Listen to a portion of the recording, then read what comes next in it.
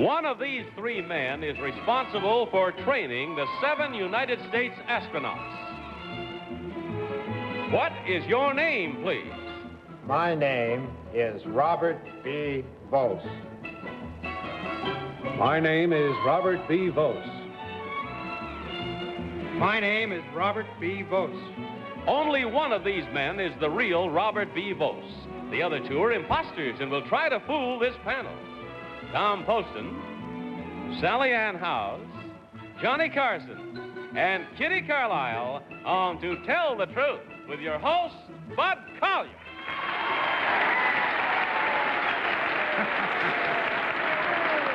Thank you very much. Welcome once again to Tell the Truth. Good evening, Carol. Hello, Bud. You know, before we start festivities tonight, I think I'd like to explain a few things to our audience. I'd like you to know once and for all, and maybe I should tell you this from time to time, that until the panelists open those envelopes on the air, they have absolutely no idea of the people involved, the subject matter of what the challenge is going to be. No prior knowledge whatsoever. Oh, I can't believe that. Well, it's true. Even I don't know. And finally, and more fully, is the fact that people are constantly saying to me, you know, how can they be so brilliant as to get all those questions ready in time and write down that list of That's things? the part I can't believe. Well, that's very easily answered. It's because it is an extremely brilliant panel. And a very difficult game. Yes. All right, brilliant people, open your envelopes for the first time tonight. Take out the affidavit cards and let us proceed. Follow along, if you will, as I read from this first one. I, Dr. Robert B. Vose, am the man in charge of the training of the 7 United States astronauts. I have been on the Mercury project since its beginning and was one of the team that selected the original 7 men. During blastoff, I stationed myself in the control center. When the astronaut is picked up, I form part of the debriefing team. Currently, my job is the preparation of astronaut Scott Carpenter for his orbital flight later on this month. Signed, Robert B. Vose.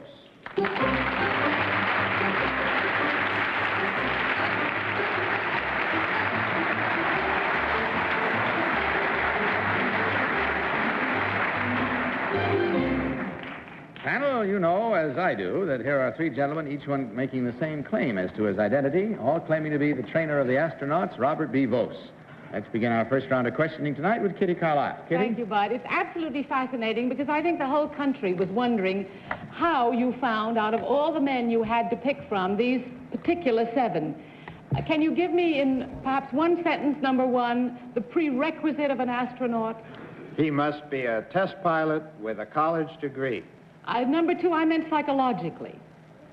Well, to be able to meet all the normal restrictions that we would impose upon such a person.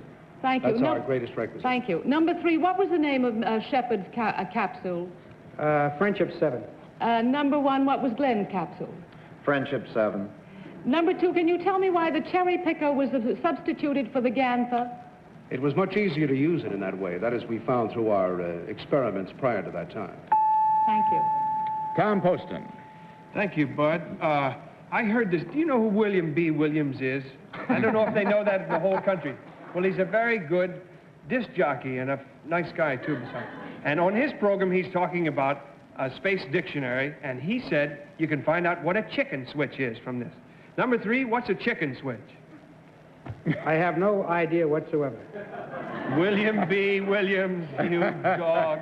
Number 1, do you know what a chicken switch is? I believe that it refers to a control which allows the pilot to stop the flight if he desires to. That's what you mean by getting chicken in the middle and saying that's it? Number 2, what specifically did German Titov go through in his orbital flight when he was re-entering the atmosphere? Do you remember that story, number 2?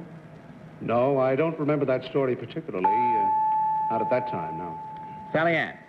Number 1, what are the names of these 7 other astronauts? Well, there is Carpenter and Cooper, Glenn and Grissom, Shepard, Slayton, and Schirra. Wow. Is that right, Sally? Oh, absolutely, absolutely. It's like introducing a lot of people at a party, getting all the names straight. Number 2, what is the name of the test runway for speed that they put them in the chair and they go, whoosh? What's the name for that? The official name, please. Oh, well, we call that actually a Mach 1 or a Mach 2. According to the head of our agency, Bob Gilroth, we change the name every once in a while. Number 3. What? Oh, I must get this. Johnny Carson. What? That's a good one, too. When they're ready for a woman to go into space, I hope it's this one.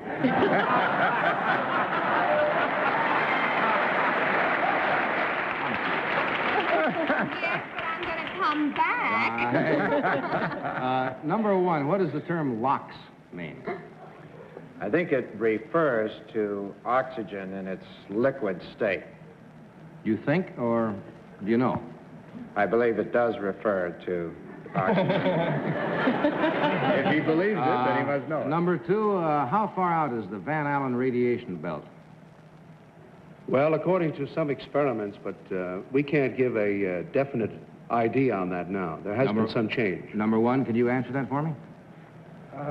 Between 400 and 500 miles out from the surface of the Earth. You said number 1, but you asked me, number I'm 3 sorry. and looked at him, and that confused everybody. But in any event, there we have it the now. wrong way. So get your little cherry pickers ready, if you will, please, because it's time to mark your ballots. So will you do so, please, right now, with no further questions and without consultation. And vote as you do so for number 1, number 2, or number 3. Team of challengers will, as is customary, receive $250 for every incorrect vote. Are we all set? All ballots marked? I got some. All right. Tom, for whom did you vote? I voted for that number 1 there because I think of the 3 gentlemen that we had a chance to look at here, I think I would rather be briefed for a space mission by him than the other 2. And I don't mean to be insulting to the other 2. We'll have to see what happens here. Sally Ann, which one did you select? Well, I selected number 3. And I have no reasons except that I thought 1 and 2 were very good, but I couldn't quite believe everything, and I never got a chance to ask him anything, so I'm hoping it's him. Johnny, what about your vote?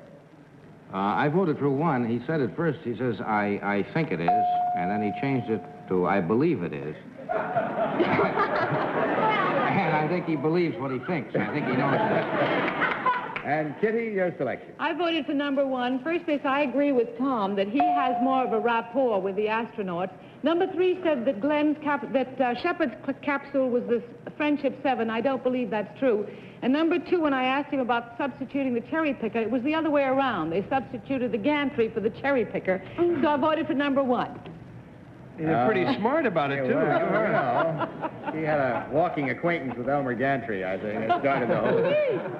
So we have it. We have resolved our own resolutions. We don't know whether they're right or wrong, but we'll find out right now as we learn which of these gentlemen is the real trainer of the astronauts. So will the real Dr. Robert B. Vose please stand up?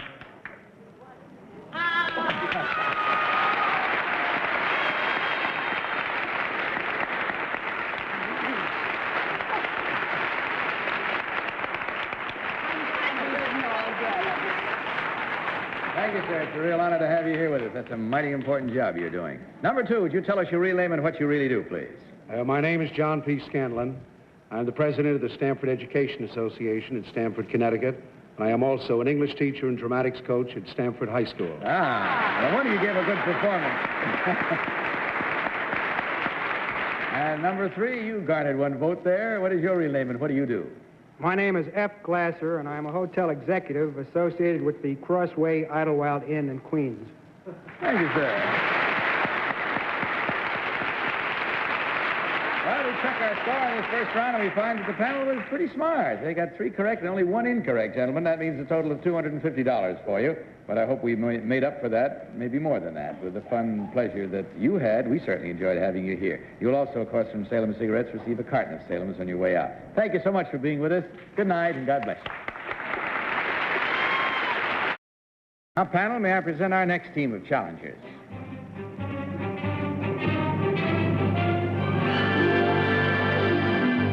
What is your name, please? My name is Myrtle Shriner. My name is Myrtle Shriner. My name is Myrtle Shriner. Again, panel, will you follow along with your copies of this affidavit? I, Myrtle Shriner, from Mountain Home, Texas, am the only female professional hunting guide in the state. Our 60,000-acre ranch abounds with white-tailed deer, wild turkeys, and black buck antelope, which were imported from India. I guide hunting parties of from 1 to 6 people. We travel by jeep. My guide fees run up to $150 per animal. I am also a game warden for the state of Texas. Signed, Myrtle Shriner. You heard these 3 ladies all claiming to be Myrtle Shriner, hunting guide extraordinary, and let us start this round with our own intrepid guide, Tom Poston. Listen, Bud, you made it so difficult. I don't see the answers on these affidavits anymore. I know about Mountain Home, Pennsylvania, where there's a Pocono Playhouse, but I didn't know there was a Mountain Home in Texas. Where is that, number 1, please? Mountain Home, Texas? In Kerr County. That sort of pinpoints it for you, doesn't it? I don't know whether that helps me too much or not. Do you know how to drive? Do you drive that Jeep, number 1? Yes. How many gears are there in that automobile? How many gear shift levers are there? In your Jeep? 4. There are 4? Yes, I have one to pull the mud with. Sally Ann. Number 2, when do the horns fall off a deer? They fall off usually in January. So they do. In when? In January. January. Number 3, what kind of gun do you use? Well, I use a rifle. Rifle. Number 1, what is the hunting season? Number 2, when are you allowed not to hunt? What is the... Well, the hunting season itself is from November 16th to December 31st for certain of the animals. Johnny. Just in time. Number 3, you use a rifle on turkeys? Wild turkeys? I use a shotgun. Uh-huh. Number 2, when you refer to a gun and an over and under, what does it mean?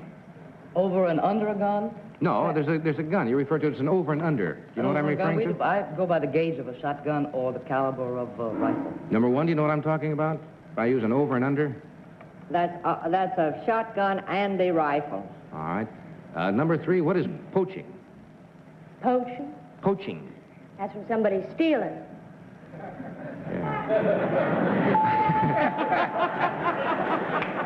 That's what it is, all right. Kitty.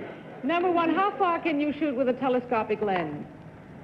With an over and an under gun? It's according to what kind of a telescopic lens you have. It's the power of your lens. Number 2, how far have you ever been able to shoot an animal? Well, with a powerful lens, I have gotten up to 500 yards. Thank you. Number 3, have you got another name for a black buck from India, antelope from India? Do you know another name for this animal? That's all they're called.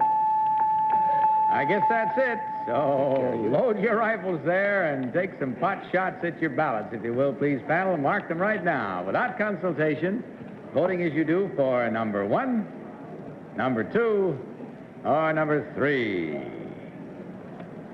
All ballots marked? Oh, that was quick. Tom, which one did you select? I voted for number 1.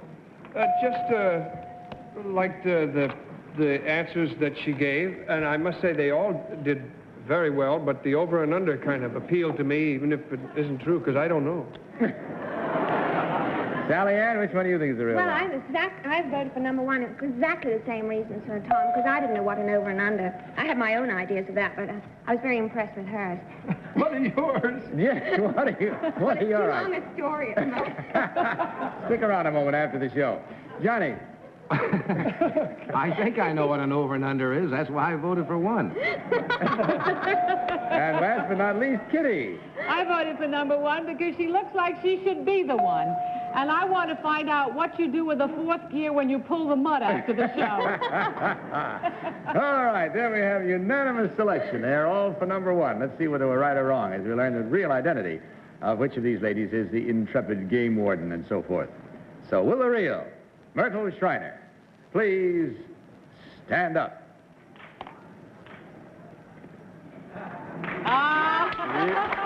You got it.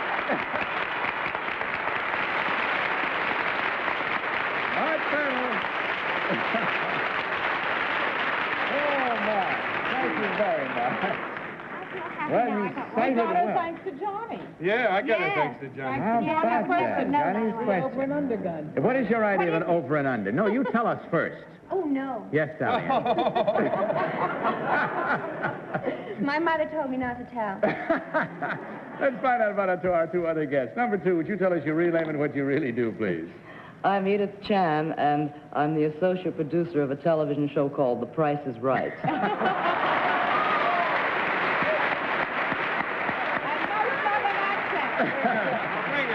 And number 3, your real name and what you do, please. My name is Maria Manning, and I'm a cashier at the Gamecock restaurant in Manhattan.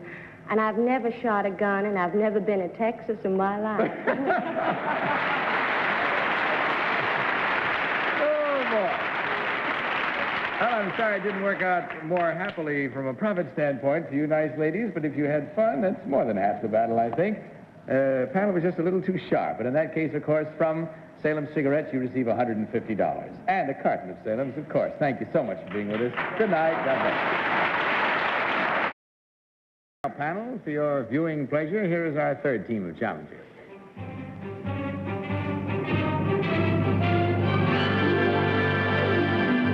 What is your name, please? My name is Edmund G Love. My name is Edmund G Love. My name is Edmund G Love. Once again, panel, will you follow along with this third affidavit? I, Edmund G Love, am an author. For my best-known book, I spent 3.5 years of research among the homeless people who live in the railroad stations, libraries, and other public facilities of New York City. My book is called Subways Are for Sleeping. A musical adaptation of my story is one of the hits of the current Broadway theatrical season. I also have a hobby. I am eating my way through all the restaurants listed in the yellow pages of the New York telephone directory. I figure it will take me 26 more years to eat in all the 5,500 eating places listed. To date, I have eaten from A through J, a total of more than 1,100 restaurants. Signed, Edmund G Love.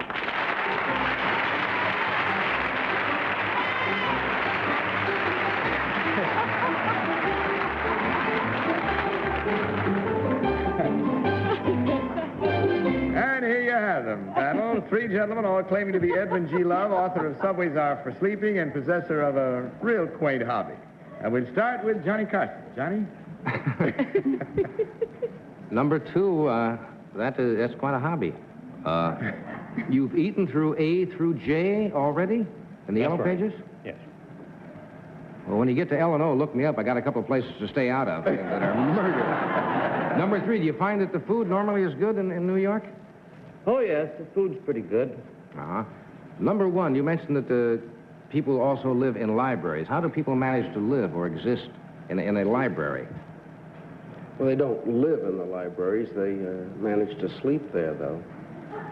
Oh, you mean they go in during the day and and sleep there? Sure. Oh, I see. Well, how about at night? Where would they sleep? Subways. Goody. Number 3, how many meals do you eat a day? 3? And you eat in a different restaurant for breakfast, lunch, and dinner? No, just 1 meal a day in a restaurant. Just dinner? Yes. Number 2, who is the star of Subways for Sleeping? Sidney Chaplin is the star. Number 1, the female star? Carol Lawrence. Number 2, when you eat in all these different restaurants, do you eat the food indigenous to the restaurant? You go to a Chinese restaurant, you eat Chinese food? Yes, being a gourmet from way back, I select certain specific types of restaurants for certain select types of foods. Number 3, what is a sommelier? I didn't hear the question. A sommelier. I don't know. Tom. Thank you. Number 3, what is smoke to a derelict? Well, I think it probably refers to canned heat. Thank you. Number 1, let me ask you a specific question. It may not seem fair to you, but it's something I know about. Who directed the show, Subways Are for Sleeping? Michael Kidd. Do you happen to know, number 1, who assisted him in his choreography for the show? He was the choreographer, too. Who was his assistant? Do you happen to know? I happen to know that, and it's just, Frankly, I forget. I had nothing to do with the production of the play. Yes, I know. You don't happen to know either, do you, number 2? Not the assistant choreographer, no. Number 3? Mark Tussaud, I think. Sally Ann House. Number 1, what is the name of the girl who is only wearing a towel in your book? You mean the name of the girl? The actress the name of the or in the no, play? the name of the character. Martha Vale. Number 3, what is the name of the character in your book where the man gives all the jobs through his little book? In the book? In the book, not in the play, in the book. Number 2,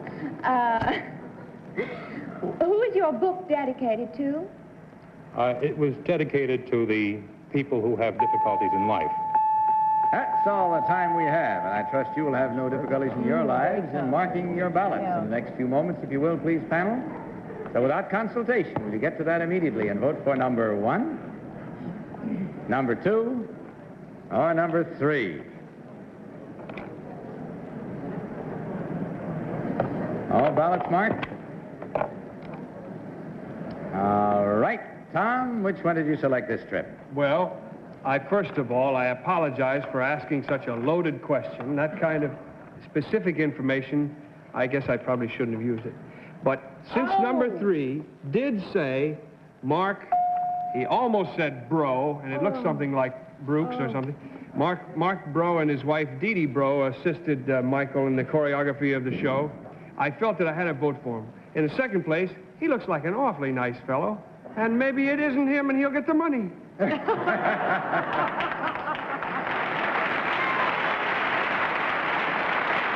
right, Sally Ann, your vote, please.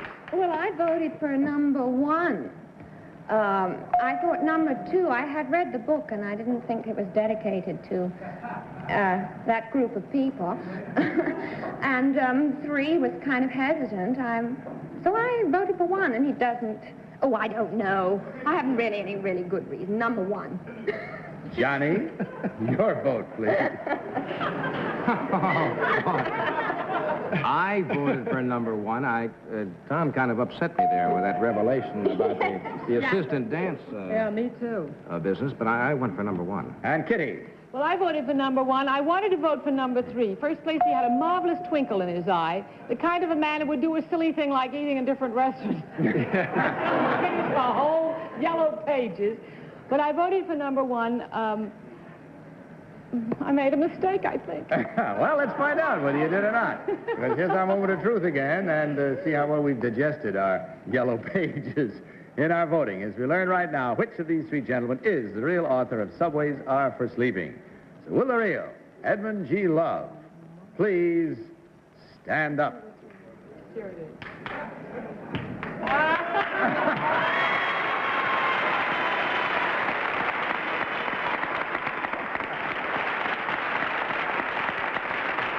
Thank you, sir, very much.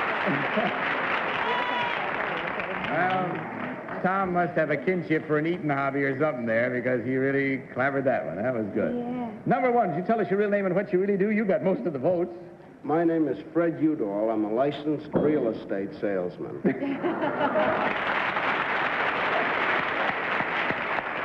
And number 2, may we have the same information about you, your real name and what you do?